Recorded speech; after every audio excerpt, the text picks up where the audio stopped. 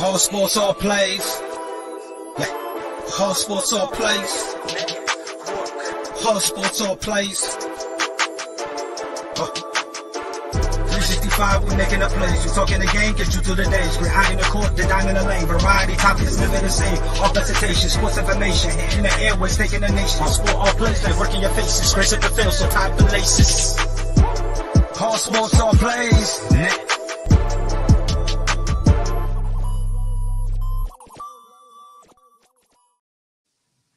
Welcome back to the 50th episode of He's on Fire podcast. And I want to thank everybody that has been a part of this, everybody listening, everybody following, everybody that comes up in the chat. I got to thank JJ over here.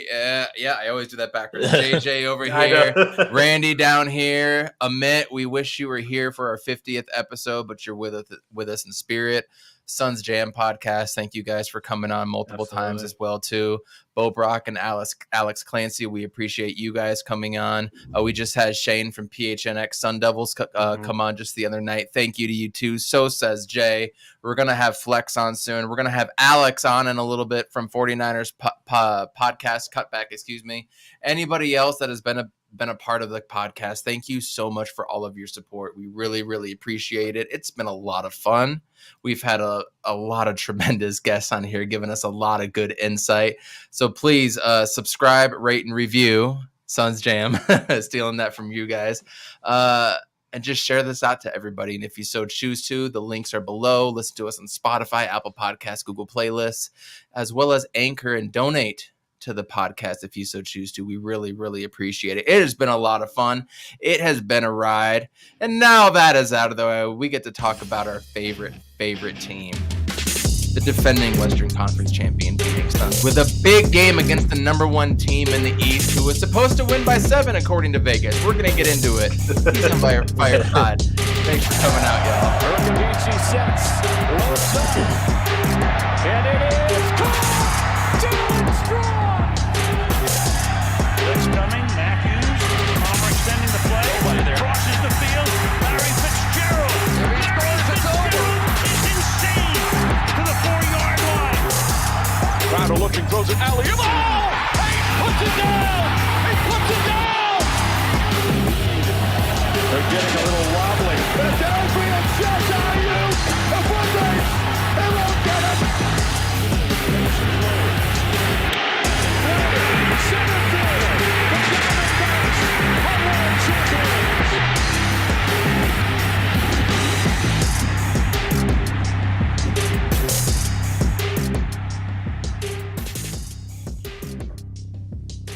You're muted.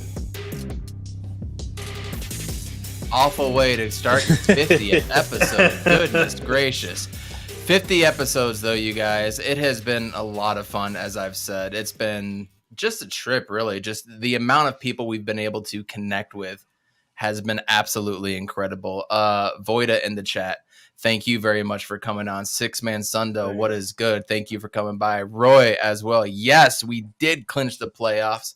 Iverson Vlogs, another follower, one of my favorites as well. I just can't thank everybody enough. I'm so grateful for the gentleman that I have on the podcast right now. And I'm so grateful for our teams being damn good. Ty, what is going on? And you know what? We just beat the number one team in the East, and we were supposed to lose tonight. Did you guys see the line before the game? Yeah, it was wasn't it 7? Yeah, it was like 7. Mm-hmm. It sure was. And I don't know if you guys were on Twitter at all today, but a lot of things that I saw, because I searched hashtags from teams that were about to play. I forgot the Heat hashtag. It's like Heat Proud, Miami Proud, or whatever it is. And I was searching the hashtag, and everybody's just like, man, we're going to wipe the floor with them. We're going to show them who's really the best team. They're the fluke team. They're fluky this, fluky that. We're so fluky that we were able to fluke our way into 53 wins this season, you guys. Man, that's nuts. Absolutely nuts. And be completely honest, did you guys see a win tonight? Like, did you guys, especially after how we played against the Magic, did you guys come in like, yo, this is a dub? I thought it depended on Book's health. Like, I didn't know if he was going to come out and have lingering effects and only play like 18 minutes or something like that. I thought it was all completely dependent on Book. Yeah, I was so proud of Book tonight, man. I was so proud because it's like this was like to me, it was like one of his most effective games that I've seen him play. And he wasn't even like stuffing the stat sheet. You know what I'm saying? Like he was playmaking, he was setting the tone, getting fouls, like getting right timely buckets, running the offense. And it was just like playing defense, you know what I'm saying? And it was just like one of the most effective games I've seen. Like I think he finished what 23 or something like that. And it was just like that wasn't like that didn't his stat sheet definitely didn't say what the impact he had on the game tonight for sure. Yeah, Book was super efficient tonight. I didn't think it was going to be a high scoring game. I thought he was definitely going to up the defense. Just a defensive stature and stuff for this game. He only played 33 minutes, but he shot 58% from the field, 7-12, then 57 from the three, 4 of 7, and he hit all of his free throws. Like you couldn't really ask for more. Besides that, Campaign had a solid game. Sham kind of came back down to earth, which kind of a bummer. It was a nice 2-game stretch. Don't get me started on ShamWow. But no, I'm really proud of this team. I went into this game pretty confident when I woke up this morning. Even like I was confident despite not hearing anything about Booker's health and safety protocol. Thing, because just how this team's been performing without the main stars kind of gave me, a little extra, motivation just going into this game. And Miami smacked us in the mouth last time, and we just weren't expecting it. They were just having one of those nights where they couldn't miss a shot, and that's really kind of like the only way to beat us. And that isn't a sustainable way to win a series, shooting over 51% from the three and stuff. That just isn't going to happen every night. Yeah, just all around, everybody had a solid game. At DA, he started off red hot. People still say Bam over Aiden. I don't know what world they live on. Yeah, it's not Aiden's world apparently. So, but all I'm saying he's on fire. There you go. But yeah, it's just like the way the DA has been playing the last 2 years, everyone thought Bam would be playing that way, and he's just not. So DA is in a different stratosphere right now. Hero, like he's having 6 man of the year type of year. I tried to give it to Cam Johnson. I tried to be the one like, hey, Cam Johnson, but nah, like it didn't stick. It definitely didn't stick. Your mom. Todd, you didn't miss too much. We're just celebrating our 50th episode with everybody here in the chat, and we're talking about this absolute wonderful win. I mean, the thing that stuck out to me was the way we responded after getting punched in the mouth, because I mean, everyone's like, oh yeah, Duncan's about to get a 30 piece. Oh, he's about to do this and that. And then Harrow came in and he schooled McHale about 2 or 3 straight times. Yeah. And I was just like, oh no, it's fine. It's coming off of a back-to-back. I was already talking to myself into this.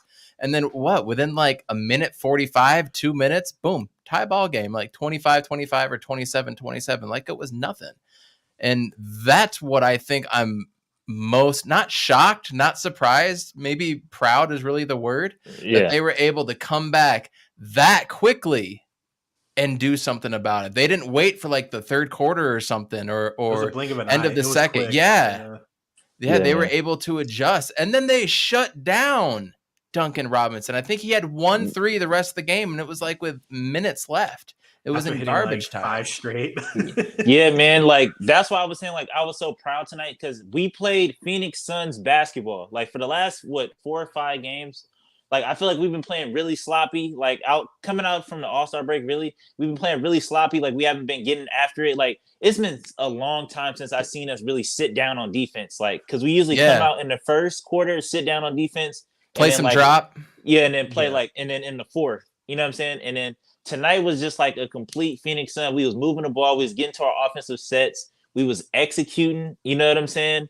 And we was getting everybody involved. And like I said, it was just a proud, like the bench was contributing. It was just like I said, it was just like we played Phoenix Suns basketball. And that's why I was like so mad at Campaign for the last few games. Because it was like, we can still win if we play Phoenix Suns basketball, even if we don't have Book or CP3 out there. I just think we're kind of like, it's kind of sustainable, just a system that Monty put in place.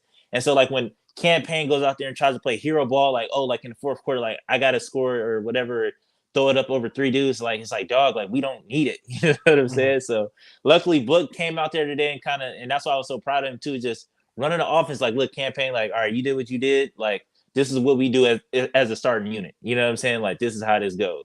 And you know what I'm saying? Luckily today, like Campaign kind of fell in line too. But I was like, yo, like I think Aaron Holiday should start a game. You know what I'm saying? Like I saw that. I saw you said that. Hey. I watch all your videos. I heard that. He should start a game because like, and I was looking at like they panned over to like Elfrid Payton on the bench, and he looked so sad. And I was like, that would literally hurt my soul if like a dude that came in 3 weeks ago literally lapped me and took my spot, and now I'm on the bench, and it's just like he hadn't even been here for 2 weeks. Like, and it's like, dog, that's how bad you are. Like, I mean, if you're Alfred, you know, you gotta sort of like blame yourself a bit. You know, like you gotta know that you're like just your offensive game hasn't been there, and Aaron Holiday right from the jump was, you know, putting buckets down. So like, yeah, like it sucks watching that, but hey, like he's probably going to get a ring this year if this team sticks it out all the way through. So right, there's nothing to hold your head about. Look at the Knicks. Look at Julius Randle did the other day. So Who? The bull in the china shop. Hey, they beat down the Mavericks today, and I just saw a stat that said Luka hasn't beat the Mavericks at home in 4 years. He's 0-4 against the Mavericks at home. How crazy is that? Yeah. When was the last time he beat us? I think DA has like a crazy record against Luka too. Like I don't even think he beat him. Dallas hasn't beat us in 2 years. That's correct, but I think technically his rookie year, like when he was out or when DA was out. Oh, I mean, Darce got a great point. Yeah. Alfred had his chance, and he failed miserably. So it is what it is. But I did want to fight you just a little bit, Randy, on your campaign take. I just wanted to pass along some information that I thought made sense. I saw it on a tweet. I want to say it was yesterday. I mentioned it on Suns Jam yesterday that Campaign talked to Chris Paul a whole lot, and Chris Paul told him, like, you're coming in here, you're trying to force the rhythm, trying to force offense, force passes here, force passes there. You need to take what the defense gives you, basically, and play what the defense is playing. So he's just going out there and seeing defense and just playing and riding right now. So when you're like, why isn't he doing any sets or doing that? I think that was part of the reason. And I honestly think even though he did a few things wrong, it kind of got his swagger back and kind of got him going, because I think he's a rhythm player. I don't think he's one of those sit in a set, pass here, cut here, set a screen there, and go. He's such a rhythm player. Though you're right, he was turning it over a lot and doing a couple dumb things.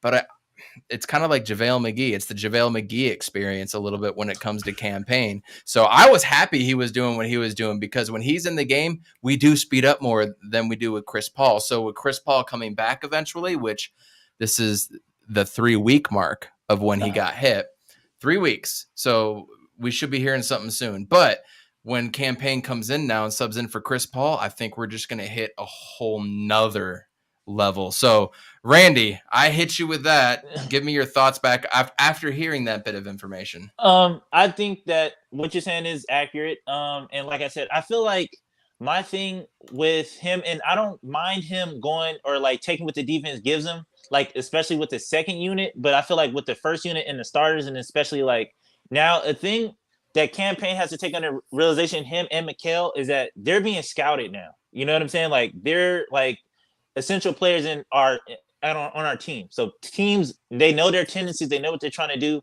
And so like I just feel like when you don't run the offense, or when you kind of like sell yourself short of not giving yourself like the best opportunity, or like running the offense, and like you said, he's kind of a rhythm player. So I do give you that, because like he'll get hot like in the playoffs. Like that's kind of like just what he did. He just scored in bunches, and he's literally just a spark.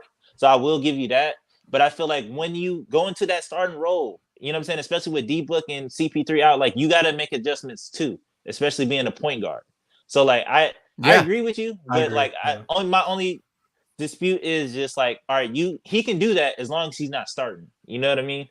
And yeah, like I said, when he was doing that and like not running the sets, and he just runs a lot of broken plays. Like I don't know, like what are you doing? Where are you going? Like he'll run a pick and roll, he'll sprint down the court. Like he won't let anybody get to where they're supposed to be at on the offense.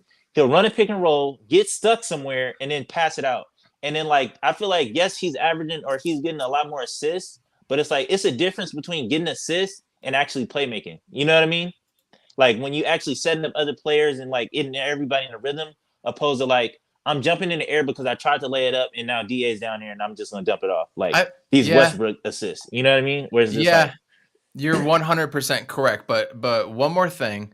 Imagine him doing this, playing like he is right now, but against backups and not starters. Yeah, he can do it. He can, like I said, I feel like I'm not trying to bash him. Like I'm saying, like he's like trash or like buns. Oh yeah. Yeah, but it's just like playoff campaign is different than I feel like how he's playing right now. And also another thing too, I'll give him a little bit of leeway is like he's coming back from a wrist injury and like he wasn't even playing the best before he went out. So like it is what it is. The Eric Bledsoe offense. Facts. That's actually exactly what it was. The only thing I really liked about Eric Bledsoe is when he was driving, he was so strong he could finish and get and ones left and right. Outside of that, I didn't like anything Eric Bledsoe did. Damn.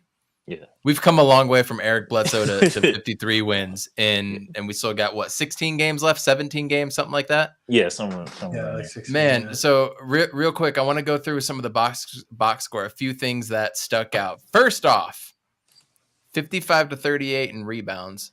Beautiful. Whatever Monty did and however they worked on rebounding since the Milwaukee game, it has worked. Like they have come out, and I won't say they've boxed out because I think I've seen 2 box outs this entire year from any NBA team. but they're actually getting in position and they're all working for it as opposed to just standing there and working. Mikal and Torrey were doing a lot of that. Yeah. They were Mikal moved out Bam like at least like 6-7 feet a couple of times. Like it was pretty impressive. Roy, I'm not sure what our playoff rotation is going to be because it's all going to depend on matchups. When we play Milwaukee, we're going to play Biyombo, McGee, and all that. When we play the Lakers and if we play the Lakers in the first round, like which we actually might, their only big is Dwight Howard. Mm-hmm. So he doesn't get any burn. I bet you we'll see more small ball fives with Torrey Craig at the 5 as opposed to JaVale or Biyombo. And if we do play any of the bigs, and that's go ahead. Nah, he's gone. DeAndre Jordan's gone. He's in Philly now. Yeah, but my gripe, that's right. Yeah. My gripe with that though is that like, why do we have to conform to what other teams are doing? You know what I mean? Like if they run small ball, like that's not us. Like, you know what I'm saying? Like, yes, we can go there. We can beat you a lot of different ways. Defense. I feel like DA can kind of keep his feet, or I guess JaVale McGee, like maybe in that drop coverage, like JaVale McGee do get cooked. But I just feel like, I don't know. I feel like we should try to make them play our game first, opposed to like, you know what I'm saying? Like Milwaukee did. Like we went out and got 2 bigs because we were too small. You know what I'm saying? We tried to run a small ball. It didn't work. This. You know what I mean? But I don't know. Screenshot. No, but you kind of have to play to the matchups though. You can't have Biyombo or Miguel or JaVale McGee, not Miguel. You can't have them out there, and you want to give guys a run here and there, you know. And if we're talking, I mean, you cover the Lakers with your brother just a little bit. Who would be their small ball 5? I mean, is it going to be like Carmelo at the 5? Oh, or yeah. Trevor Ariza? Like, yeah, they switch off between. It's either LeBron starts at the start as the small ball 5, or Melo, and then they'll go Stanley Johnson. So typically those 3. One of those 3 is running a small ball 5. So you run Torrey Craig out there. You run Ish Wainwright out there, right? As opposed to the Nuggets, say, when they get everybody back, if they've got MPJ and Jokic out there consistently, you've got to play a big against Jokic. There's no way around it. So it just depends on the matchups, that the game flow a little bit. I'm more curious about what they're going to do in their second unit when it comes to Holiday, Shamet, and Campaign. That's what I'm really wondering. No, we are not from Iraq, but thank you for tuning in and boosting my numbers. Yeah. But yeah, man. So I don't know. It's gonna be interesting. I really don't see. It's like something I don't like to say out loud is that like I don't see anybody on the West that like is really a problem. You know what I mean? And I don't want to like say that too loud because it's just like I feel like it's a little disrespectful to some of the other teams. But it's just like realistically, like the Nuggets struggle. Like, just say you're very confident in the Phoenix Suns' abilities to get out of the Western Conference.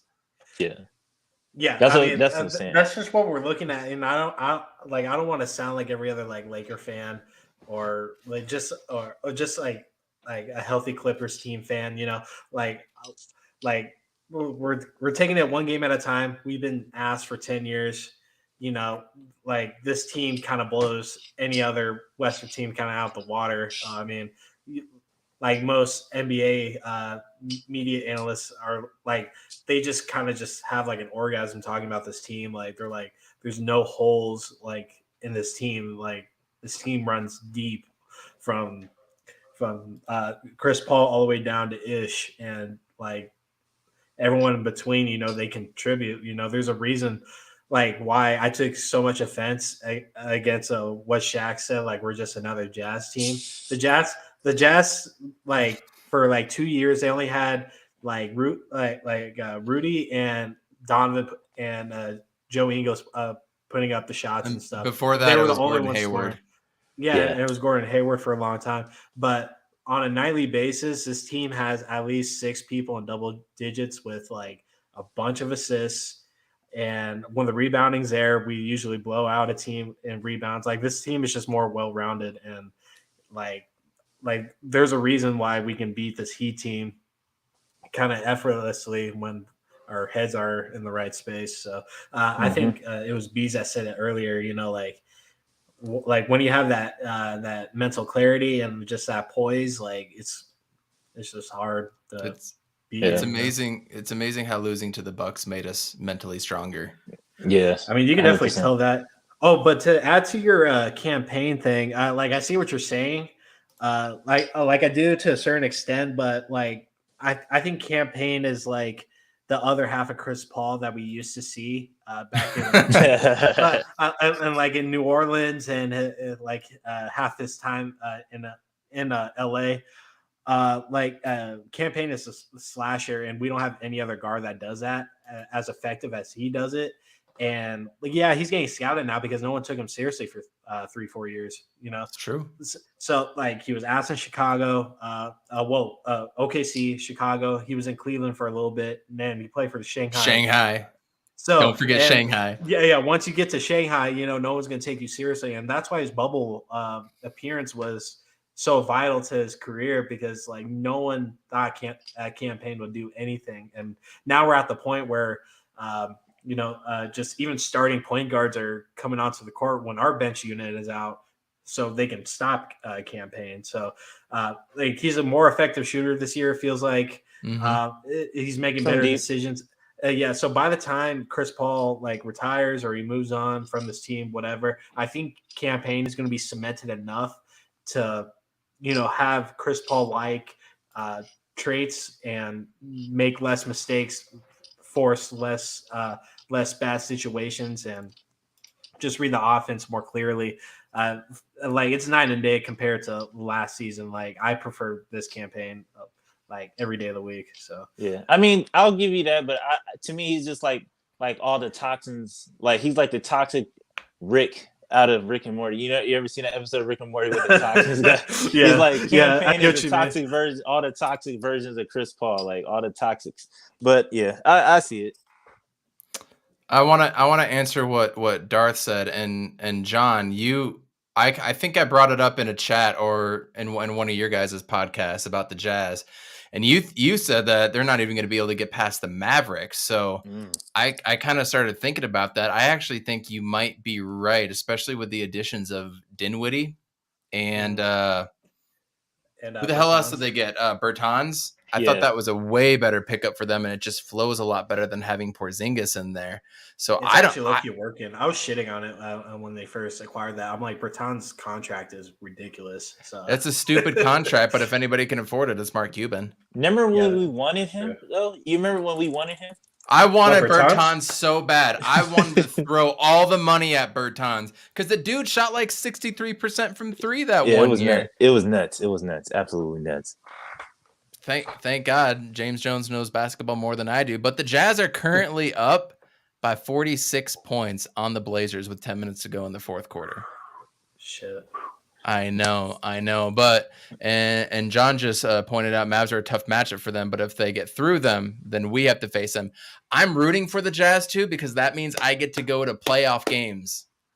I'm rooting for that. I want that to happen. The thing about the Jazz though that I'm really not worried is without Joe Ingles, who they're missing. Key piece. They've been saying it on the radio so much that they miss Joe Ingles. So don't deny how big of a factor a guy like Joe Ingles was for that organization. Calm, cool, collected, running the second unit, doing all that. I mean, I'm afraid of Jordan Clarkson getting hot and making like 7 threes in a row in the fourth quarter, right? That's a legitimate concern. I'm not scared of Rudy. I'm not scared. Royce O'Neal is one of the most overrated players in the whole NBA.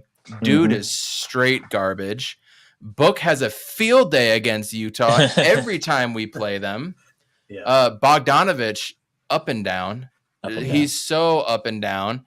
You put a little bit of a body into some of those players and they fold. Donovan in the playoffs. I don't want to face Donovan in the playoffs. That's for damn sure. Spider will go off for 55 on you. Then Jordan Clarkson can close it up for 27. I'm scared of that. I mean, and outside of those players, I mean, Rudy Gay's been a little something nice for them. Hassan Whiteside has actually been a pretty decent pickup. He's better than Derek Favors as a backup for sure in that system because they can run the same way. And then guys like Trent Forrest and a couple of the random guys that come up. Oh, whose is that? I think that might be me. Yeah, that is good.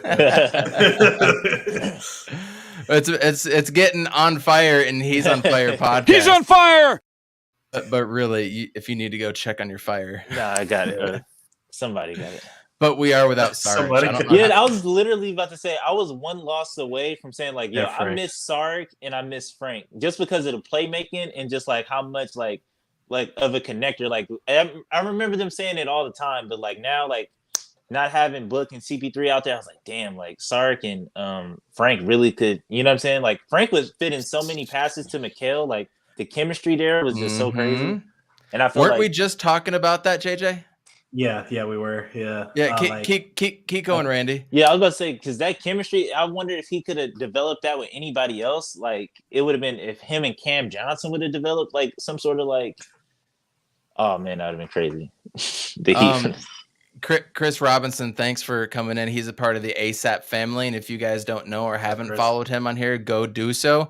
He is one of the biggest CP3 supporters. That's interesting. So we're gonna have him on the podcast very soon. It's been overdue actually. So really starting to collab with a lot of the ASAP network guys, and it's been awesome. So I just can't say enough about this game. I don't even want to get into the X's and O's because it's so incredible how much energy they had coming off of a back-to-back. Booker coming in sure as hell ignited them. He looked crisp. He looked clean. He looked like he didn't miss a step. There was very few times where he did anything wrong. He didn't dribble himself into trouble. The three looked nice. Like he was dishing the ball. Like when he saw the double coming with PJ and he didn't panic. Who was the other wing? God, I can't. I'm spacing, but was it Duncan? Stress. Yeah, it might have been Duncan. Duncan's always trying to look for the closeout, but yeah, as soon as he sees him like building up, he dishes it right away. And typically he panics out of that, like, and that irritates my soul, especially on national TV. Like, don't do that on national TV. Like, anyways, go ahead. I'm sorry. Did you see his Kobe PEs? Oh, those. Oh, okay, yeah. I was wondering because they were saying like it's a drought like on the Kobe's, so I was wondering like I wonder how many pairs Book got left. Like that's new.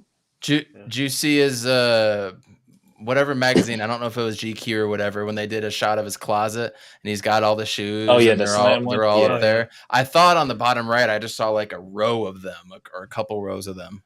He has like 6 or 7 pairs of Kobe's. I remember watching the tour of his house, and he has a beautiful house. But like most of his shoes are like Converse and Jordan 1s and stuff. You know, very Booker like. So the most Booker shoes you could get. I say Mikal. I mean, those are his lucky charms, but he low-key needs to retire those KDs that he got. Like I don't know if you ever see him. No, he's famous for those when he wore those purple Kobe's at one game. That was probably one of his worst games of the year. Yeah. So- I mean, he started off the year in whatever shoe, and then he switched over, I want to say, like, right before All-Star break to the yellow ones back again, and then he started balling out again.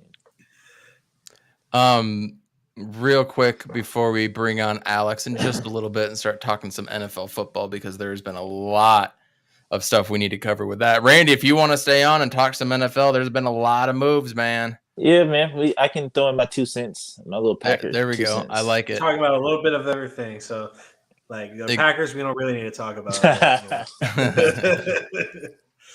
A few more things while we wrap up the Suns. Jay Crowder was only 1 for 7 from 3. Still had 11 points and 5 rebounds and a steal and a block, and he had great 4 on defense.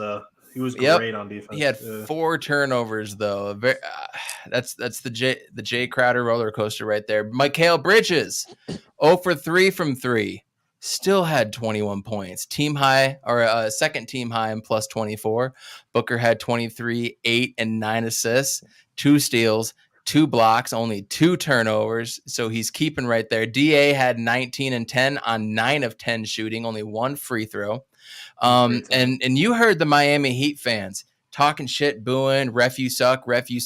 Man, 18 fouls against us. Guess how many against them? Woo! I didn't even look. 9. Go, 9. Oh, sorry, you were gonna guess. Yeah, 9. it's cool. It was gonna be a single digit for sure. Maybe I should go check. He's on fire. All right, man. All right, you know what? I'm gonna go check and see what's going on. Make sure my house. Go do that. I'll bring you back up. Don't worry. That's hilarious. That's awesome. And we've got the Raptors on Friday. Yeah.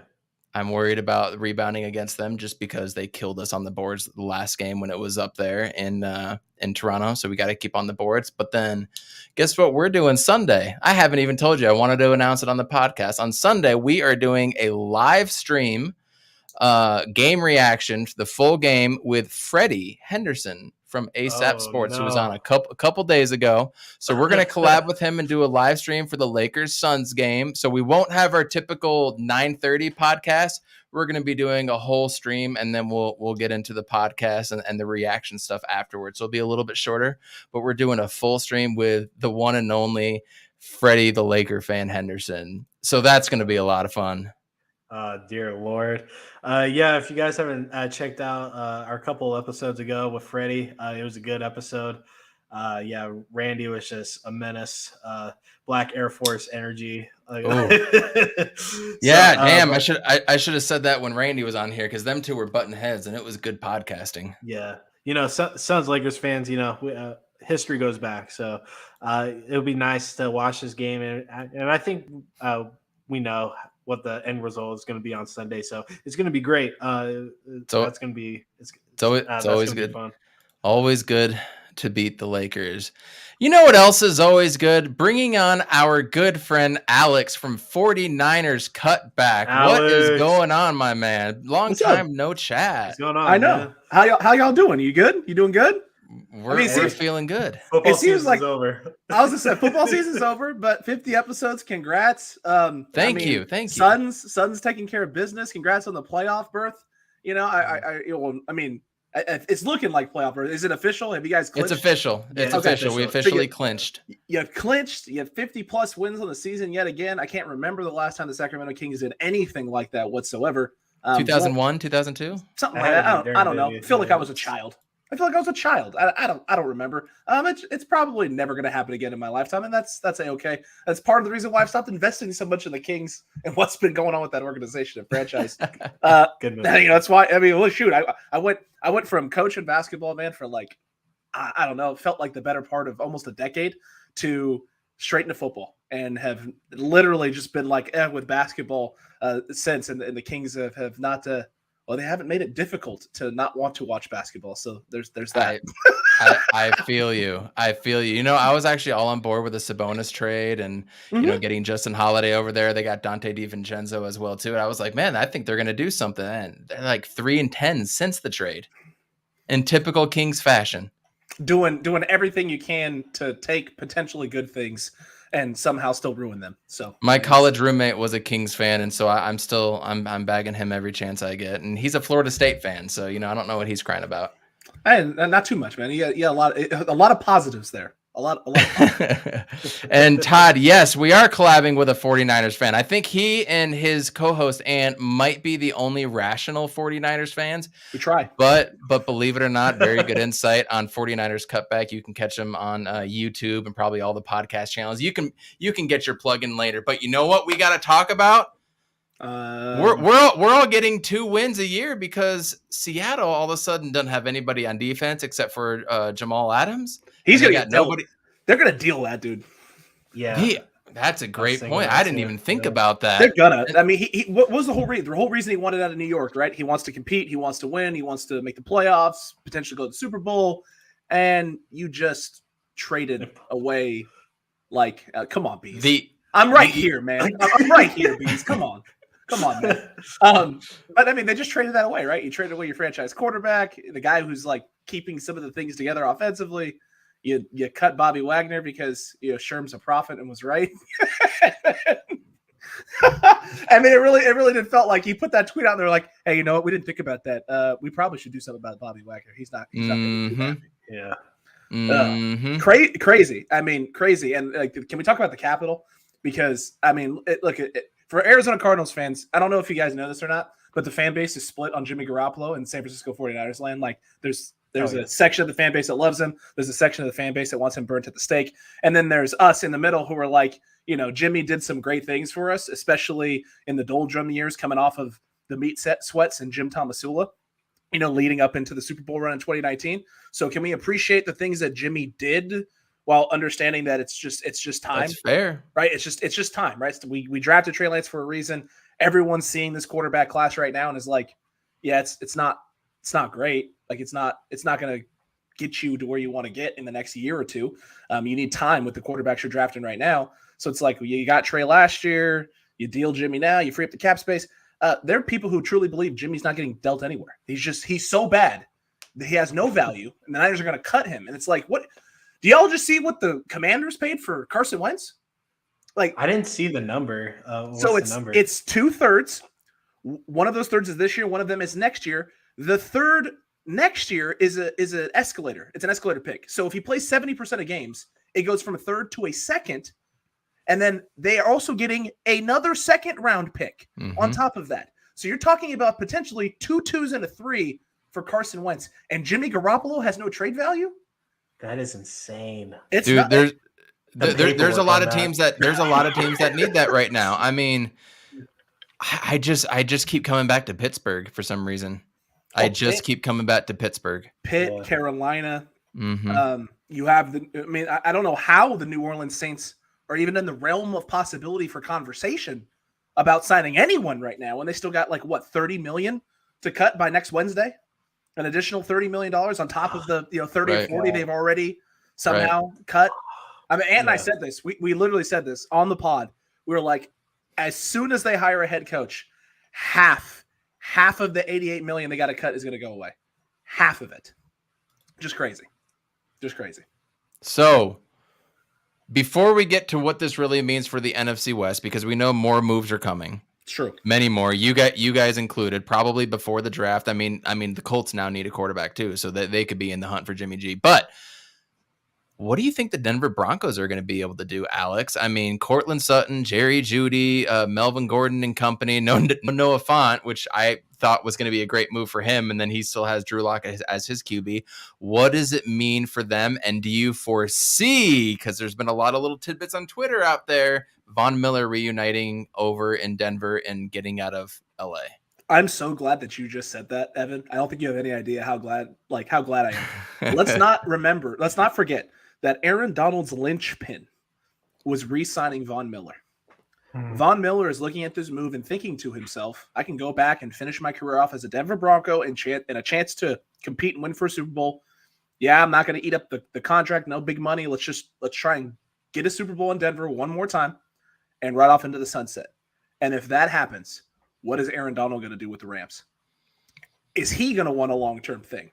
Is he going to even come back if Von Miller decides, I'm out of here with LA? Listen, it was fun. I got my Super Bowl out of this. I'm going to go home and retire a Bronco and try and win them another championship. If that happens, we're talking about potentially 2 NFC West teams imploding. Because if the Von Miller piece drops and then that drops the Aaron Donald piece, what do you think Sean McVay is going to do? Does anyone really think that Sean McVay is going to be sitting there going, oh man, I can't believe I turned down $100+ million to come back and coach an Aaron Donald-less Rams team? I mean, we're talking major implications, this whole situation. The Seattle Seahawks may have, while torpedoing themselves, right, bolstering the Denver Broncos, may have also collateral damaged, done something to this Los Angeles Rams team as well. There's implications aplenty. But Boom shakalaka! I had to. I think You're spinning. Keep going. I think the crazy thing about all of this is Denver literally just went from a team that was literally on the brink of making the playoffs, right? But fringe. You were fringe, but you had the whole AFC West to compete with. Like Aaron Rodgers and Russell Wilson were your only chances of being able to compete and win the AFC West and be a team that's one of the best teams coming out with home field playoff advantage, and you landed it. You didn't have to give up any of your talented young wide receivers to do it. You didn't have to give up a talented running back to accomplish it. Or a first rounder. Or a first round. I mean, it all it cost you, right, was some picks, a handful of picks, which is nice, but Seattle has to hit on those picks for it to be worth anything. And then you gave up some nice pieces. I mean, the nicest piece of the players they gave up was Fant. That was the nicest piece. Mm-hmm. And they obviously feel there's someone in the draft they could probably go get and be feeling pretty good about. Maybe it's Trey McBride. I don't know. So it is what an absolute just crazy sort of day for Denver the other day. The only move that they could make to make themselves completely relevant in the AFC West, and they made it. Good on them. And now there's a bunch of rumors where I'm hearing Deshaun Watson possibly going up to Seattle because apparently on Friday, I'm not sure if it's this Friday or next Friday, all of his court stuff is supposed to be resolved by then. I saw 2 or 3 tweets about that, but then I saw nothing else. It's not like I saw Adam Schefter or anybody tweeting that out or anything. I think it was just a bunch of Houston Chronicle guys or something like that tweeting that stuff out. So if Deshaun Watson goes to Seattle, shit. I don't know what to think if he goes to Seattle, right? It's basically like the Russ situation all over again. You got a guy with magic up there doing magical things with Pete Carroll, and it's annoying, and you just want it to end and to stop, and because it doesn't make any sense, right? Like, it doesn't look like the roster is any good anywhere else, but your quarterback is just absolutely phenomenal and pulls games out of his behind when there's no reason for them to pull the game out. Yep. It's crazy to think. We'll see, because I've also seen some reports that they're trying to file criminal charges now. The AD is in that area. Interesting. So if they are trying to file criminal charges, if that goes through, or if it gets pushed, or if it doesn't get dismissed, I imagine that's going to hold everything up for a whole another year, most likely. Yeah, absolutely. And Todd, I don't know if it was you or Bees. Are you warming up to Alex yet? I mean, he's had quite a few good takes so far. Are you warming up to him yet? I'm curious. But Todd, do you mean CC as in Calais Campbell? Because that's what I've been saying for like 2 or 3 months.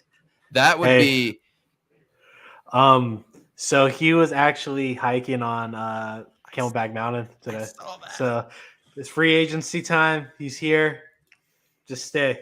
That's what I'm. If we got Calais Campbell on a vet 1-year deal, that would be amazing. So Alex, we've talked about the implications now in the NFC West. I mean, it's almost a guarantee that 3 teams are going to get 2 wins right off the bat when you play that team. It's almost a guarantee. Of course, anything can happen. Bees gives you his thumbs up. Alex is valid. Appreciate that, Bees.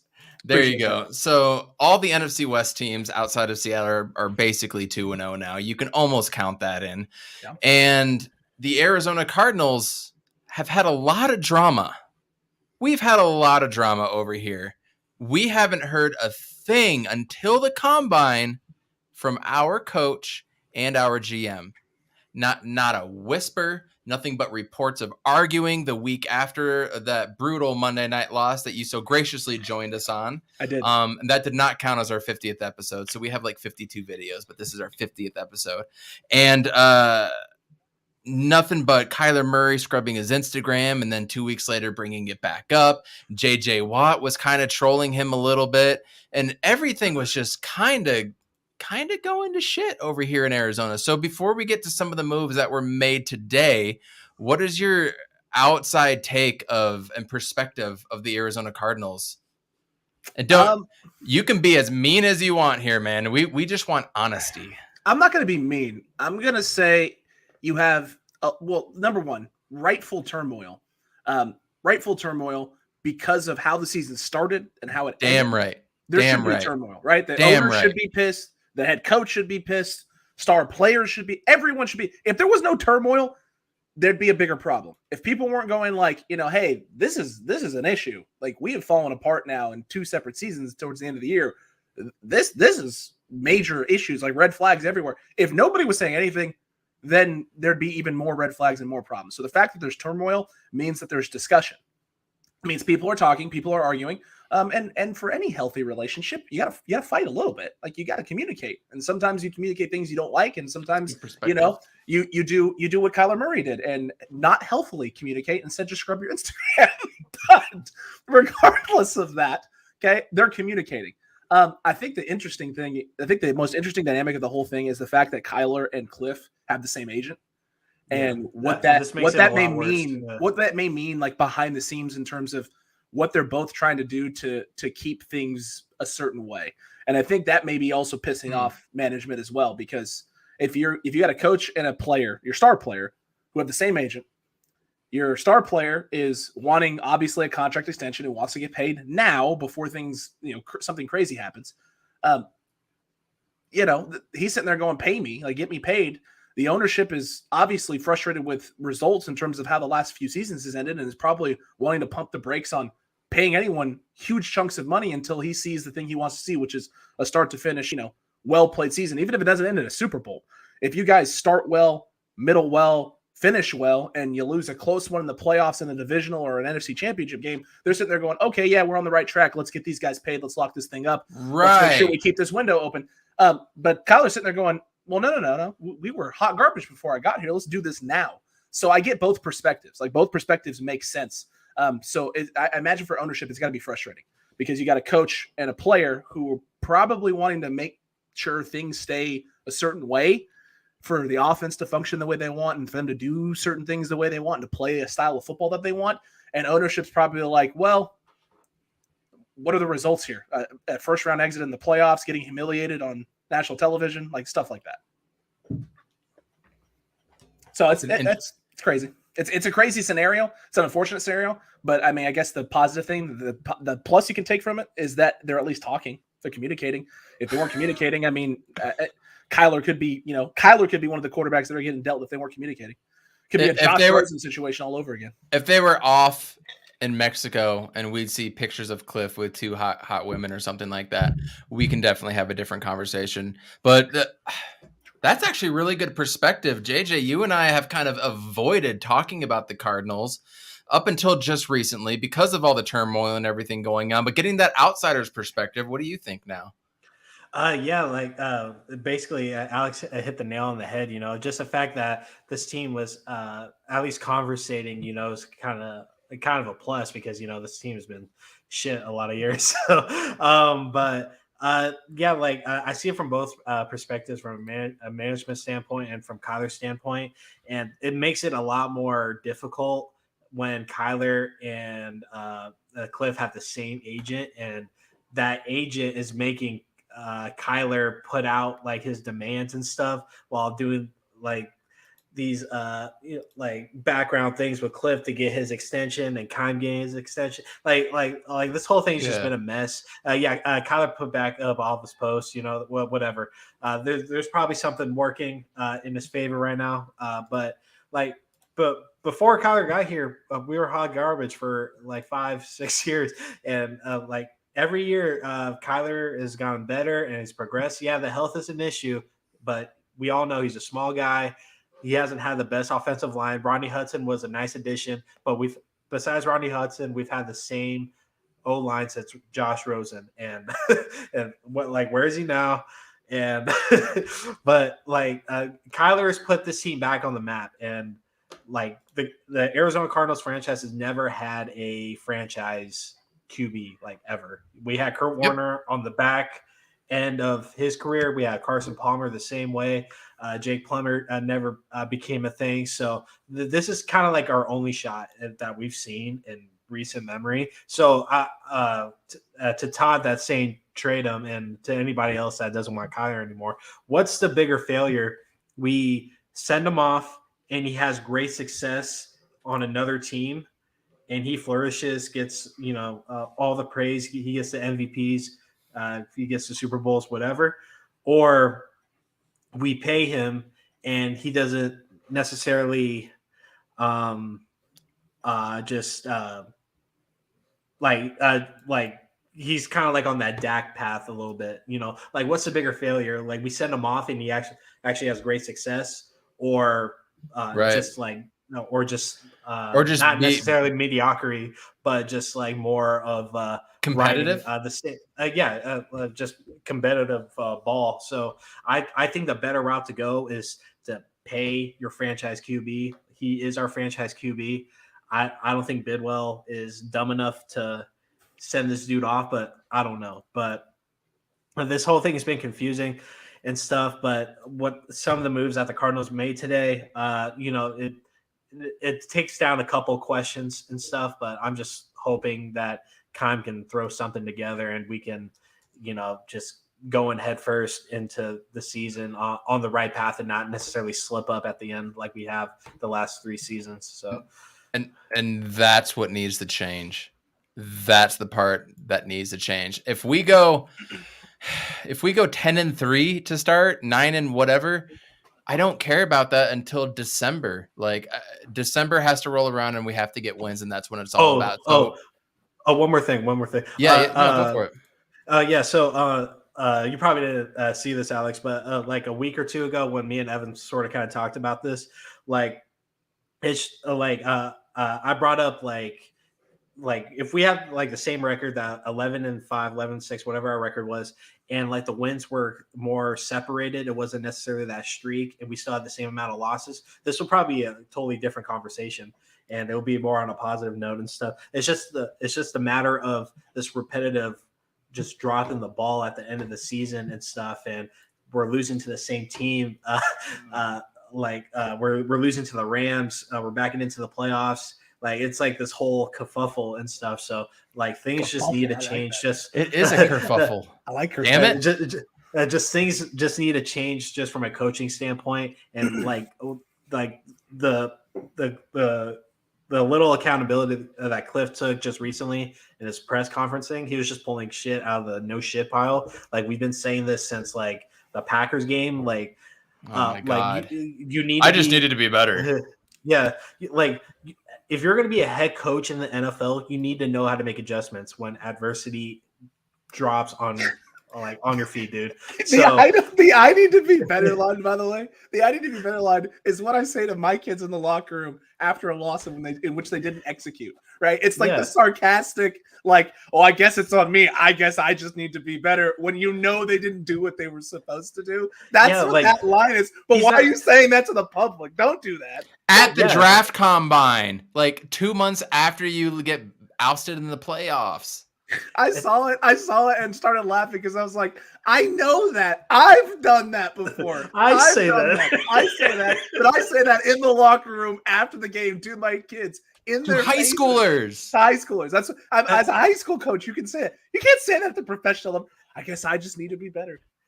That's more of an indictment on Cliff, because it's like, is that where his mental capacity is? Like maybe. Like real quick update on Randy. Everything is okay. He texted me. He's texted me. He said his wife or his girlfriend was trying to cook something in the oven and left it in the oven. The cardinal sin. That is a cardinal sin. You can't do that. No pun intended. Real quick, we'll touch on these signings that we had today. First off, we re-signed backup running back Jonathan Ward, great special teams player and contributor. He was the one that got absolutely rocked in that Packers game, and he was out for like the next 4 to 6 weeks or whatever that was. So he's coming back. And then we also re-signed Antoine Wesley. We're big supporters of Antoine Wesley, Texas Tech guy, played under Cliff Kingsbury, had some really good DeAndre Hopkins-esque type of catches while he was out. I think he could be a great third or fourth option moving forward. A lot of reports about Zach Ertz and the Cardinals are talking. There is mutual interest in both of them coming back. That is what me and JJ want. We want Zach Ertz on one side or move him to a slot, and we want Max Williams back too, where your team completely took out our tight end, but it got us Zach Ertz. So, tomato. But having both of those guys as tight ends for Kyler, I think would be absolutely huge. Big body guys. It seems like he's having problem finding Christian Kirk and Rondale Moore, the smaller wide receivers, because he is a smaller receiver himself, unless it's downfield. So having more big guys in short yardage situations, I think is huge for Kyler. So props for that. We also released 3-year starter, 2-year captain, defensive play caller, Jordan Hicks. Jordan Hicks was gone now.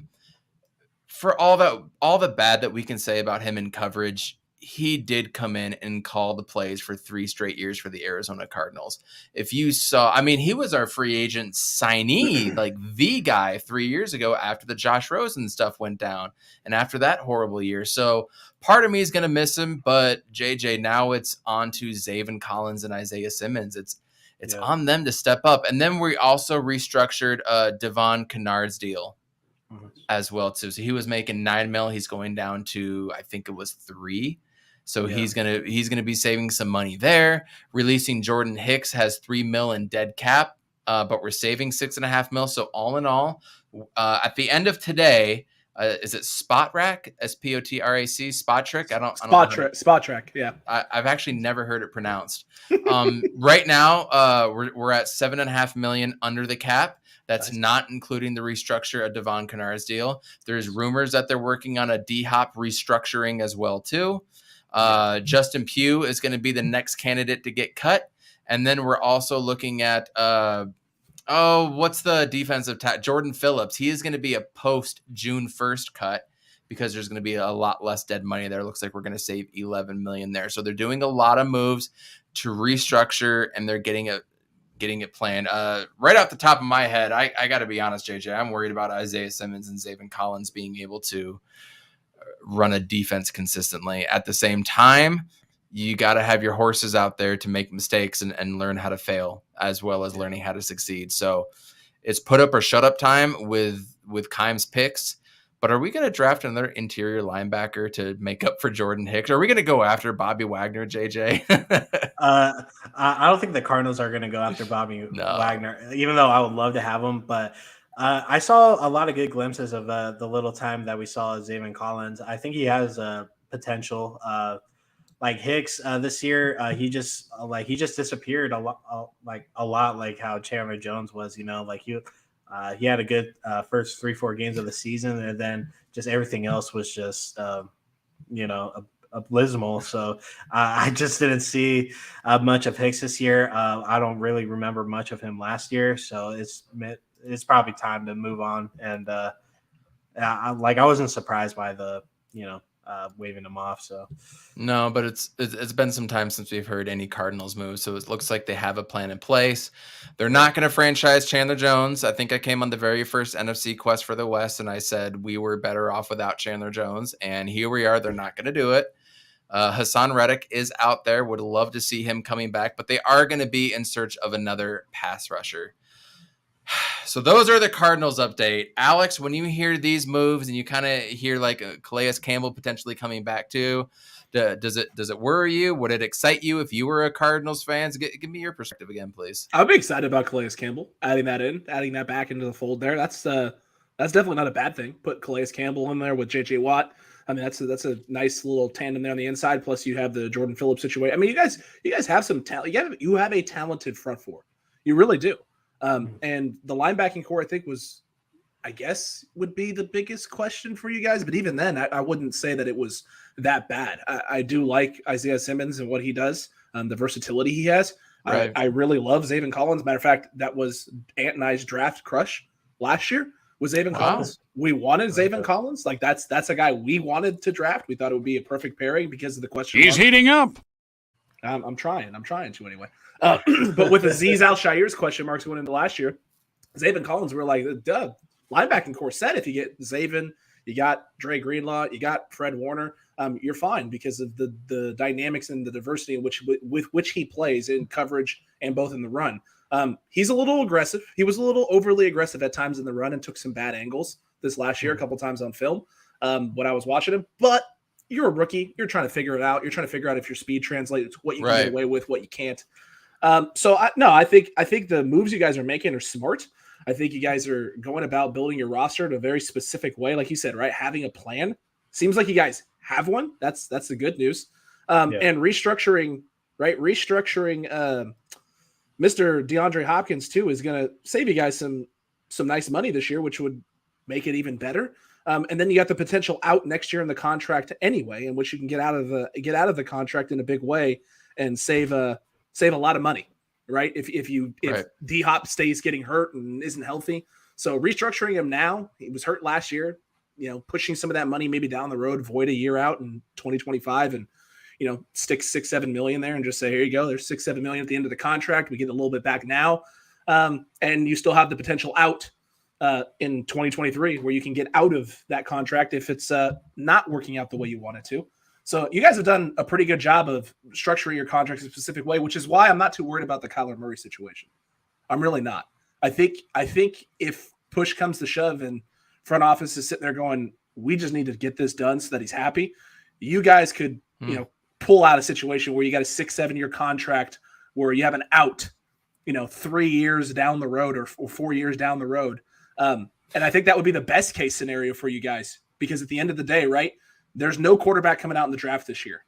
If you guys are as competitive as you guys believe you're going to be, and I agree, all signs point to the Cardinals being a formidable force in the NFC West and in the NFC for the next 3 to 4 years, then you're not going to be picking near the top of drafts. So you won't be able to necessarily get that quarterback that could come in behind Kyler. So now you can really put in some work and maybe finding that guy in the next couple of years in the draft later that you think, hey, in 2 years we could draft this kid, sit for 2 years. And if in 4 years, when we get to that out in Kyler's new contract, if it's not working out, we can move off of it. We got our guy for the future. There's a lot of ways to go about doing it. The real question would be, how happy would Kyler Murray be getting a contract extension and then 2 years later, you guys drafting a quarterback in like the 4th round and him sitting there going, I see what's going on. Ask Brett Favre how that works out. Ask Lamar Jackson when they drafted Tyler Huntley. Ask Aaron Rodgers when you drafted Jordan Love. It causes problems. It does. It is what it is. Unless you're Jimmy Garoppolo, and then you're just like, writing's on the wall. I guess I'm not. The Tom Brady Jimmy G thing a few years back, man. That's true. As long as you talk to your front office, I think that's the only thing that saved San Francisco, in all honesty, was the honesty with Lynch and Kyle Shanahan. They called Jimmy before they made the trade. They called him before they made the pick. Like, they were in communication with him the whole time. So he knew from day one, 2021 was his year. It was always going to be his year. You win a Super Bowl, you're coming back, right? We'll roll it back one more time with you. You don't, and we got to move on, because we got to be able to bring the pieces in around you, bring the pieces back in around this team. We got to be able to have the cap space to do it. So I think that was always the plan. And, other than Ant and myself in 49ers land, it seems like no one else got that was the plan, that you were going to sit and wait a year on Trey, see what happens in 2022. I still am a guy who is – I truly believe Trey Lance is a guy who's going to just blow up at some point here in the league. But I'm a firm believer that he needed about 2 years. I thought worst case scenario 3, at most 2. So you're going to be playing – you're playing with fire this year. It's going to be up and down with him. I think there's going to be really, really highs, and there's going to be some really low lows. And I just hope the 49ers fan base can handle that, because there's about 50% that will be able to, because they wanted Trey this last season. In fact, Evan and Jay tweeting out, I would rather lose with Trey Lance than win with Jimmy Garoppolo, stuff like that. That's wild. Right? Thank you. Big yikes for us over on Patreon was absolutely glorious all year, with the amount of just nonsensical takes from people on Twitter. It was absolutely hilarious. But the reality is, half of the fan base will be good with it. half the fan base won't be good with it because there are people who'll be happy to lose to Trey Lance, and there's going to be people who are, if we're losing games that we shouldn't lose because Trey's not necessarily playing his best football, who are going to freak out. They're just going to freak out in those scenarios. And it's funny because Ant and I are sitting there going, yeah, he's going to have good moments. He's going to have bad moments. That's what young quarterbacks in the NFL do. Like, it's very rarely do they come in and just light the world on fire. It just doesn't happen. Right. So It's it'll be interesting. interesting. If Trey Lance starts next year, it's crazy that North Dakota State is going to have 2 quarterbacks that are starting for their teams. When you include That's Carson wild. Wentz over with the Washington Commanders. Don't forget Easton Stick. Easton Stick's in the league. He's a backup for San Diego. That didn't even register when I came up with my own thought there. That didn't even register. They have insane. their last 3 quarterbacks are all in the league. All 3 of them are in the league, dude. What are you doing, Arizona State? What are you doing? Do something. That just pisses me off even more. So I want to change it. This is a great question by Bees. I didn't even think to ask you this. Tell us about Mike McDaniel, how you think he's going to fare as a head coach. Great question. Thank you, Bees. He's going to kill it. I mean, the thing about Mike McDaniels is he is 100% a players coach, but not for like the reason most players coaches are. Most players coaches, right? They connect with players because they understand like what they're dealing with, right? They know the struggles of the grind of an NFL season and the pressures on them and all that stuff because they sometimes have played or, have been a coach in the league for a while. I mean, there's tons of reasons for why a guy is a player's coach. Mike McDaniels has no head coaching experience anywhere. This is a Ivy anywhere. League. I didn't know that. He's an Ivy League school guy who came in as a quality control coach with Shanahan back in Washington. Wow. He was a ball boy with Kyle Shanahan when Mike Shanahan was the head coach in Denver. He's literally known Kyle since he was a kid. So he's a close friend of Kyle Shanahan's. So this is a guy who is a player's coach because he's basically one of them. He's just one of the boys. He's just one of the guys.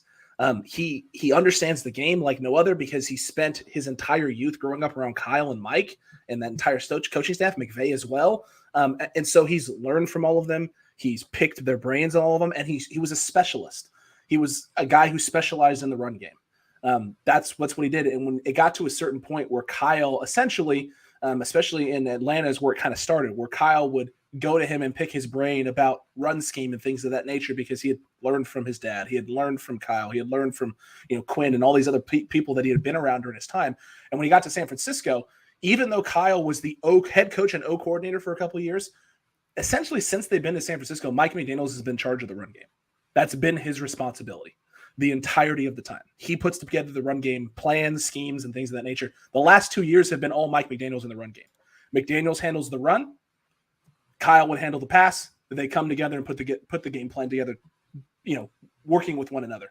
So the fact that you now have him going to a team in Miami that's got a young mobile quarterback, right? It's got an incredible defense. It has weapons aplenty on the outside.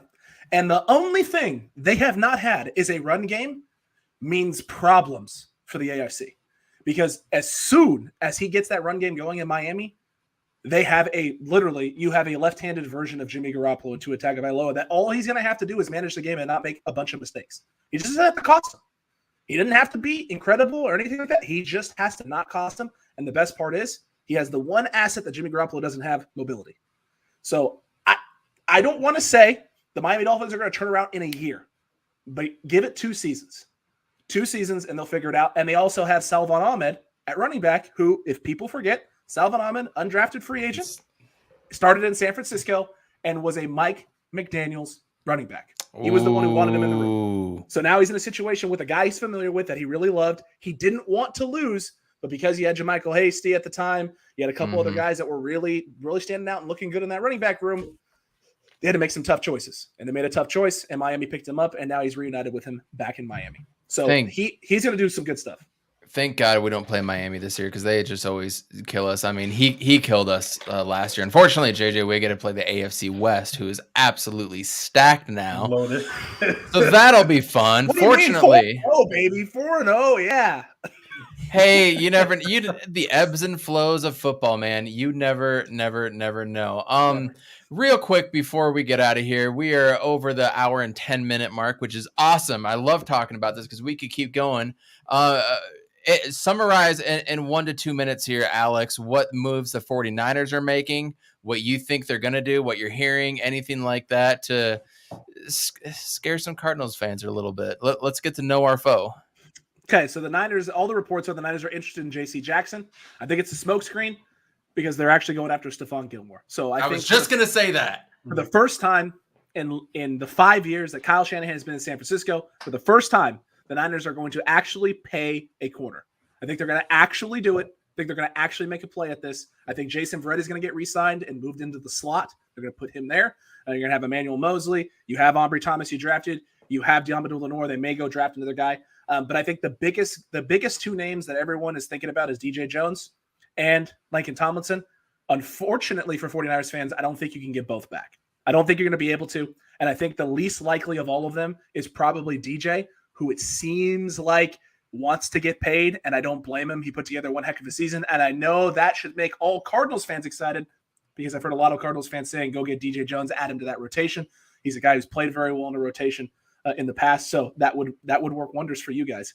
But I think the biggest things to watch out for the 49ers are interior, D-line, as well as edge rusher. They may add some depth. Dante Fowler Jr. is a name to watch. I think San Francisco may try and add him in to the mix there because if you could get that in with that rotation they already have with Bosa on the edge, that would be a problem. And Samson Ebukam.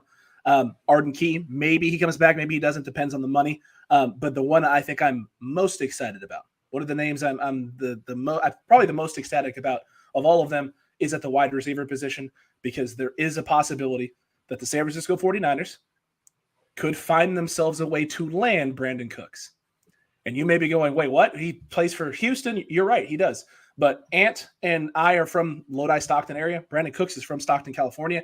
Ant coached Brandon Cooks in an all-star game, so we're very familiar with his family. And he's had conversations with people in the family saying that essentially they're working on a way for him to get out of the contract and for him to migrate west. They won't say what team, but he wants to come out to the West Coast and play for a team. So I imagine that would leave Seattle, right, San Francisco, and Vegas Raiders. The LA teams. Maybe the Chargers, but definitely not the Rams. They're not going to have the cap to be able to sign a guy like that. With Seattle basically selling, he's not going to want to go there, which means there's three teams on the docket. So you got the Chargers, you got the Raiders, you got San Francisco. So if that ends up coming to pass, Brandon Cooks, Brandon Ayuk, Deebo Samuel, I'll sign me up for that all day long. One of the names that we've been hearing a lot for Cardinals land. For wide receivers, do you want to say it, JJ? Oh God. I mean, at first it was Calvin Ridley, but that's not first. That's first. But now who is it all over Twitter, man? You go ahead, man. Amari Cooper. Everybody wants Amari Cooper in Cardinal land as our number 2 wide receiver. I mean, and I went back and I went back and watched some film, YouTube highlights. And a lot of the things that he did, I think, really translate to what the Cardinals do. And he was doing that against a lot of number 1 DBs. So having a guy like that, I think it'd completely raise the bar. I initially really wanted Mike Williams, and then he got franchised, and he's going to work out a deal with San Diego San Diego. No, LA. No, San Diego. San Diego. There you go. Yeah. I really wanted Mike Williams, and then I thought DJ Chark would be a great, solid addition as kind of the Christian Kirk role, filling that. I still have hopes on that because he's in the $5 to $7 million range. Amari Cooper would be amazing. I mean, if you have D-Hop, Amari Cooper, Zach Ertz, James Conner, Chase Edmonds, Max Williams, at that point there's no excuses for Cliff and Kyler at that point, right? I mean, it's not necessarily put up or shut up time, but if you have that much star power, you have to put up. So does Amari Cooper scare you at all? Real quick before we get out of here on the Cardinals? 100%. I mean, he torched K1 in the slot and had some success against Ambry as well in that playoff game. So I mean, Amari is always a concern. He's very dynamic. He does a lot of things. That's just a lot of capital to type in that wide receiver room too. I mean, it makes it harder to sign people at other places. So right? It's pick and choose your poison. I think this is why San Francisco is also thinking about going free agent corner and actually spending some money, is they understand the NFC West is an arms race, and that a lot of teams are building that arms race around receivers. So maybe it's time to adjust the formula a little bit. You've went heavy on your D-line. You're still going to go heavy on your D-line. You'll find a way to make it work. You remove some money around to share it with everybody. And then you can go ahead and never trade for Deebo Samuel. No, heck no. No, you guys can pay I don't want any steal part for you guys, right? No, I wish it was a steal for us. No, Deebo Samuel should be a 49er I would prefer life, but it's going to be a long time. So I'm happy about he's going to be the number 2 wide receiver in 49er history when it all is said and done. Very well could be, man. He does a lot of different dynamic things. He's going to be one of the more unique players in 49ers history in the NFL, actually. The way he plays. So it's a little crazy. But, man, hey, thank you guys so much for having me on. Man. This was a lot of fun. We didn't even get really into the Colts trading away Carson Wentz to Washington. That's we kind of touched on it for a minute, but that's crazy. That has implications in the NFC East for sure. And then we didn't even touch on Green Bay. Just seems like they're just running it back and maybe trying to restructure a deal with. What are your thoughts on that, Alex? On the Aaron Rodgers thing? Well, it's one of those things where it makes sense and doesn't make sense at the same time. It makes sense because I think Aaron wants to retire a Packer. I think deep down that's what he wants. But he also wants to win a Super Bowl. He wants to do what Brett didn't do, which is win a second Super Bowl, second chip. He's eating up a lot of money. $203 million. I'm more on the don't make sense side. Let's just it doesn't make sense because he seems to be at odds with everybody there, and yet he stays. Mm-hmm. He stays consistently. And now there's reports that Zadarius Smith is going to be a cap casualty for whatever his contract is going to be. And which in that case, San Francisco, F signing a corner, go get Zadarius Smith. That would be a problem for everybody. Cardinals fans, everyone should crap their pants if Zadarius Smith ends up in San Francisco. I'll take that. That would not be good. Yeah, I mean, there are so many moves that are going around right now. So many moves, and it's a fun time to be an NFL fan because you know what, everybody's 0-0, and every move that you make, you're winning. Except it is funny, and I saw a lot of memes. Anytime an AFC West team does something good, Raiders fans go, "You, Derek Carr." that is my favorite. I still cannot believe that there were reports that Derek Carr could get a first-round pick if you tried to trade him. I was trying to wrap somebody my head. Would pay for it. Somebody would. Why? Yeah. Why? Somebody would. Why? Because of the season he had, all that somebody adversity. Would. I like Derek Carr. I think he's a solid QB. I don't think he's bad, but a first. That is reaching a little bit. It's reaching a lot. It's reaching a lot. But you pair him in Indy with JJ Taylor or something, right? Like that. All of a sudden, it might not be a bad situation. I could see it, man. We've got so much to talk about. When is the next quest for the West, Alex? Are we going to have one pre-draft, post-draft? I think we're gonna do one. Free agency's right around the corner, dog. It is. I think we're gonna plan on it. I think we may do something next week, just before, just hop on and do something, and maybe even do it live. I don't know. We'll see. But I'll talk to you about it. We got so much going on over on our the podcast over there. So if you got any of you guys watching, if you ever want to hop over and just see what the Niners are doing, I know you're Cardinals fans, I know you're Arizona sports fans, but if you ever want to just come see 49ers Cutback on YouTube, like you mentioned earlier, Spotify, all traditional podcast platforms were there. But we got a lot going on, man. We got expanding basically the channel, expanding some of the content. We're gonna be doing some new things in the next couple of weeks, so it's exciting. Good job. Yeah, you guys go check out 49ers Cutback. It's actually a very enjoyable one. I caught myself after post games when the Cardinals were just about to start and they played early. I caught myself watching and commenting and very entertaining. You and Ant have a great dynamic together. We do Quest for the West every Tuesday or Wednesday, and that was a lot of fun to do. So you guys check them out as well too. Rate, review, subscribe over there as well. But Alex, thank you so much for coming on. JJ, thank you for being on this ride with me on He's on Fire podcast, man. I can't thank you enough. 50 episodes. I think 52 total videos. Yeah, there we go. That one. It's everything is backwards here. Yeah. Thank you everybody in the chat, everybody that comes on every night. Bees and Lennon Crisp is in here, and all the other guys that we listed off. We couldn't do this without you. So please continue to support. Please share this out. Please subscribe, rate, and review as well too. Donate to Anchor if you so choose to, and that way we can just push out content even more and more. We really appreciate everybody coming on. 50 episodes, great landmark. But we're going to be back for 51 on Sunday. Remember, we're not going to come back Sunday night at our normal time. We are going to have the Lakers and Suns live stream going on, live reactions. We'll do some post game as well too. We're going to have some great guests coming on in the future.